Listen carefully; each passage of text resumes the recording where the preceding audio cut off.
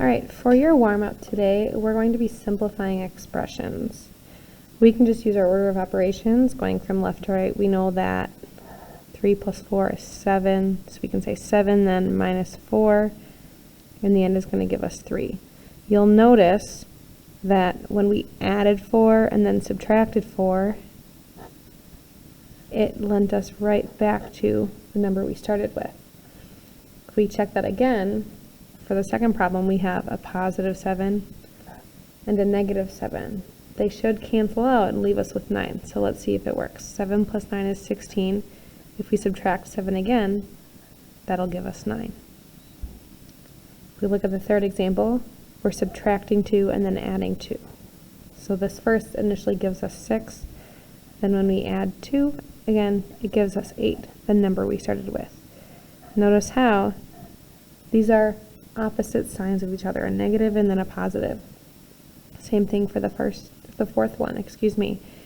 If we add 2, that'll give us 8, then minus 2, and if we subtract 2 then, that'll give us 6, exactly what we started with. What we're learning about today is being able to solve equations using the inverse operations, similar to what we saw in our warm-up. And this is what that looks like. Okay, so if we're solving an equation by either adding or subtracting, we're using inverse operations. What inverse operations means is that we're using the opposite operation. So if it looks like adding, we're going to subtract. And if it looks like subtraction,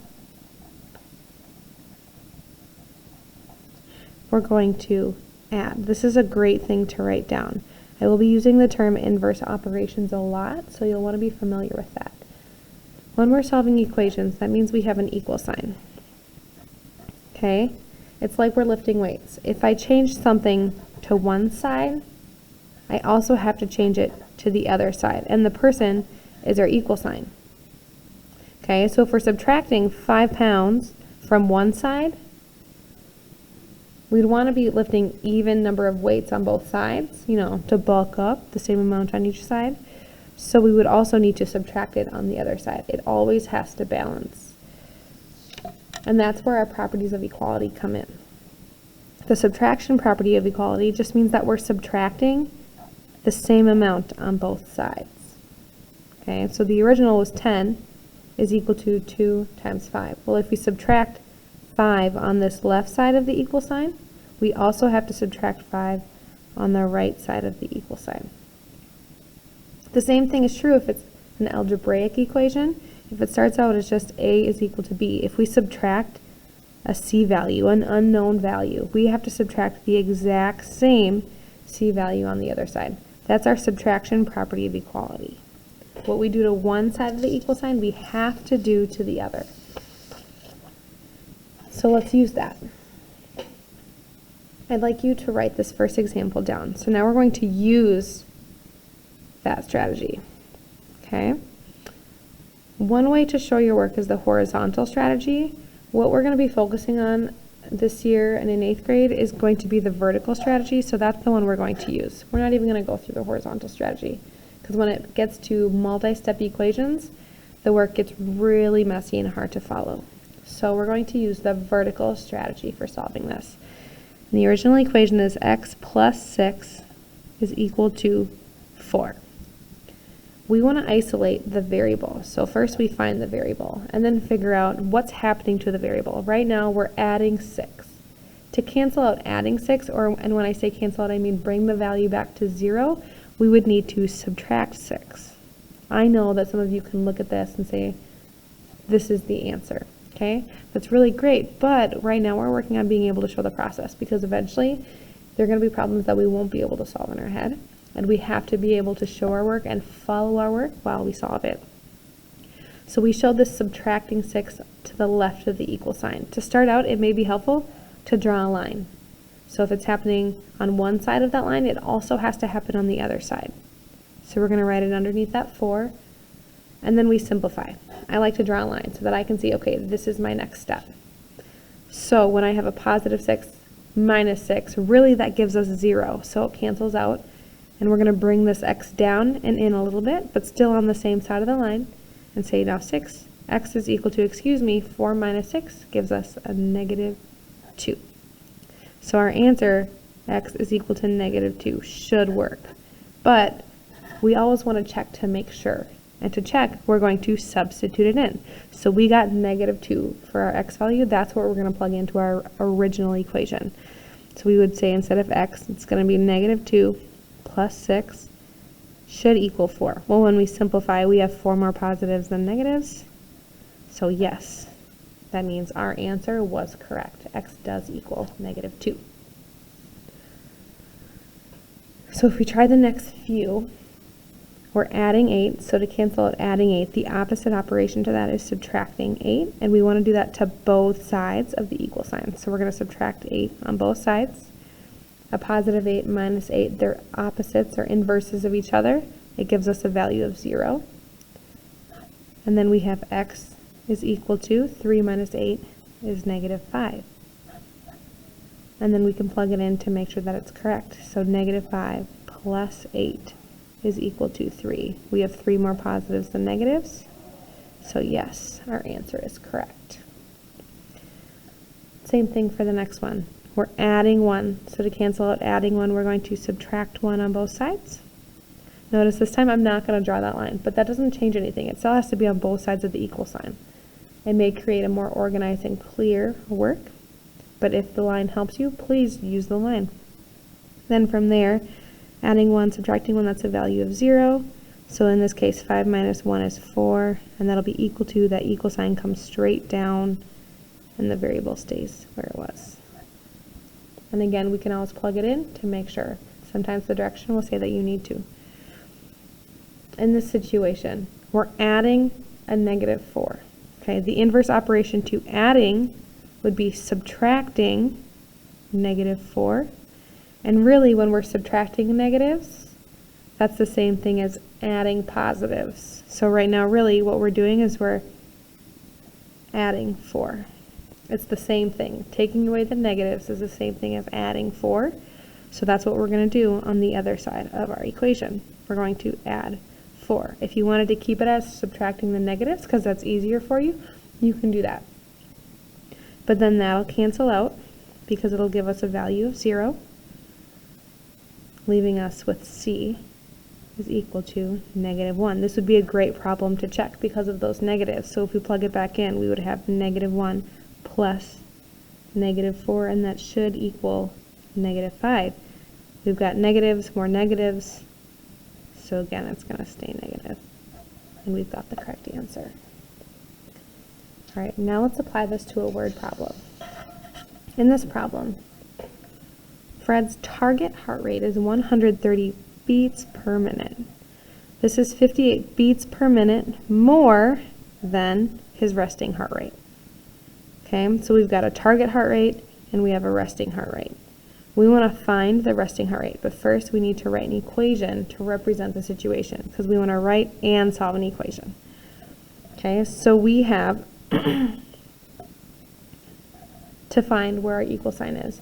We talked about how the word is the equal sign. Okay, in this situation it says this is 58 beats more than, so we know the more than is going to be addition than his resting heart rate. We have to figure out what is this talking about. Well, typically it's going to go to whatever was said right before it. So the part that was talked about right before that is the target heart rate. So we know that the target heart rate, and I'm going to say HR for heart rate, is going to be equal to 58 beats per minute, and it's all talking about beats per minute, so that's our label right now. So it's 58 more than, so addition, the resting heart rate. Okay, now we want to plug in the numbers that we know. Our target heart rate is 130, so that's what we're going to plug in there. So we have 130 is equal to 58, and we don't know our resting heart rate, but we're going to use R to represent it, and then we want to identify that. The R, the variable, is talking about resting heart rate.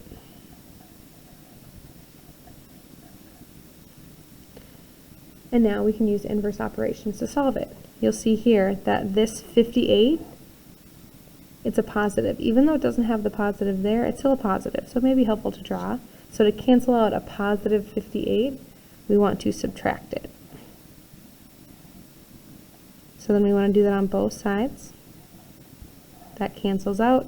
The equal sign comes straight down. The R stays on the same side. And then we have our subtraction problem right here. We would need to borrow, giving us 2, and then 12 minus 5 is 7. So we know right here that his resting heart rate is 72, and then we want to label it beats per minute. And that's our final answer. If we look at the next one, it's very similar to it. It says that Cora measures her heart rate at 123 beats per minute. This, again, talking about her heart rate, is 55 beats per minute more than her resting heart rate R. And this time they tell us what to use. So notice as I read, I marked up exactly what I was looking for. I found the is, I found the operation, and I pointed out what is this actually talking about. So we can write it in order from left to right. This was talking about the 123 beats per minute. So this, the 123, is 55 beats per minute more than is addition, than her resting heart rate R. So we're going to use that variable. And now we can solve our equation, because we know that the resting heart rate is R. Again, this is a positive 55, so we're going to subtract it on both sides. That cancels out then. The equal sign goes straight down. Bring our R in. 3 minus 5 can't quite do it. That gives us 8. 11 minus 5 is 6. So we know that it would be 68 beats per minute.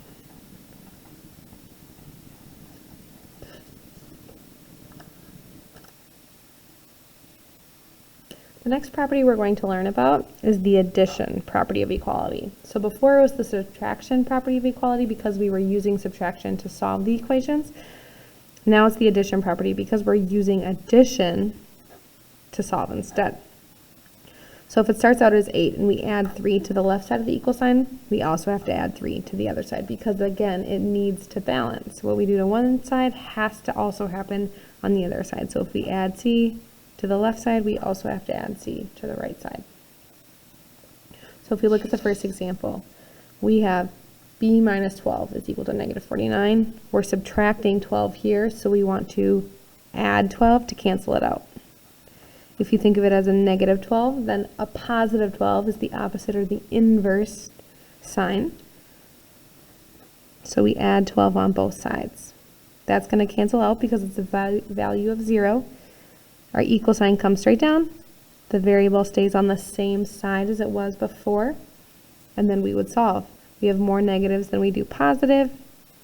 And we would subtract those numbers. Then 49 minus 12 to find how many more, giving us 37. Again, we can plug it in to make sure that it works. So a negative 37 minus 12 should equal negative 49. If we're already negative and we're taking away more, it just gives us a bigger negative number of 49. So we know that our answer was correct. Let's try a few more. We're subtracting 5 here, so to cancel that out, we would need to add 5. Or if you think of it as a negative 5, then we need a positive 5, and we show that as our operation. That gives a value of 0, so it cancels out, and we have y then is equal to 8 plus 5 is 13. For the next one, we're subtracting 30 or negative 30, so we're going to show adding 30 or positive 30 to both sides. Super important that it balances. That gives a value of 0, and then we get p is equal to, adding them both up, 72. For the next one, we're subtracting 14, so we would need to add 14 to both sides. Inverse operation, it's always super important to double check the sign in front of the number. That'll cancel out. And then from there, bring our equal sign down, we have x. Adding each one up. Again, the work is always there for you. A plus 4 gives us the 12. If you're doing this correctly, we should be able to just show our work right there and make it super easy, giving us 112. All right, let's do a word problem. So we want to write the equation and then be able to solve it. Your friend's DVR costs $328 less than her TV. We talked about that less than phrase. The DVR is less than, meaning it should have a smaller value than her TV. Her DVR costs $179. We're going to take the words exactly as they give it to us to write the equation. We know that the DVR costs $328 less than her TV. Her TV is following the less than phrase, so that's going to be the total. So we're going to start with the total. So the TV cost, subtraction for our less than, and we know that it's $328 less than, so we're going to subtract $328, and that should give us the DVR cost. And then from there we can plug in the numbers we know. The TV cost, we don't know. That's what it's asking us to find, so we're going to use C, cost, for that. Minus the 328 should be equal to, we know the DVR costs $179, so we're going to put that there. Now we have our equation. We should identify what our variable represents. C represents the TV cost. And then we can use our addition to solve, adding 328 to both sides of the equation. It's going to cancel out on the left side because of inverse operations. And then that leaves us with the cost is going to be equal to 9 plus 9 is 8, carry the 1. Again, carrying, giving us 408. So then it would be best to rewrite our final answer specific to the situation. How much did the TV cost? So we're talking money. The TV costs $408.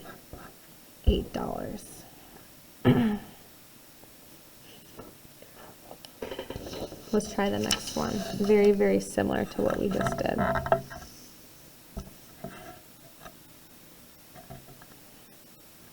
This time, a used book costs $17 less than the same new book. Okay, again, less than the total. We want to start with the total.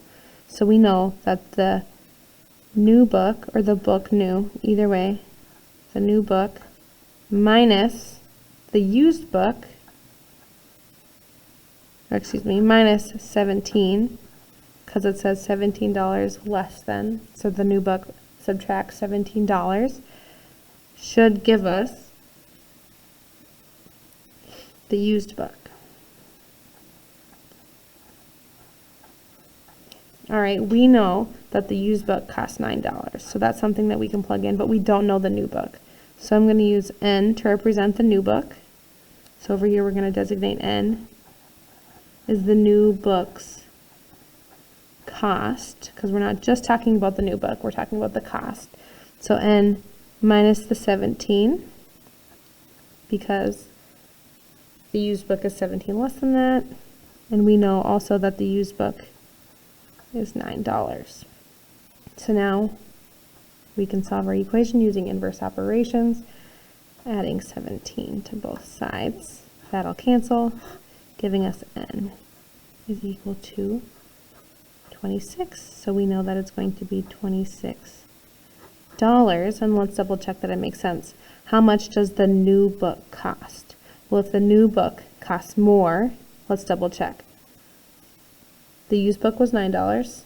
The same book new was 26. Again, more, which it should be. So we know that we did it correctly. From there, you can go on to your homework.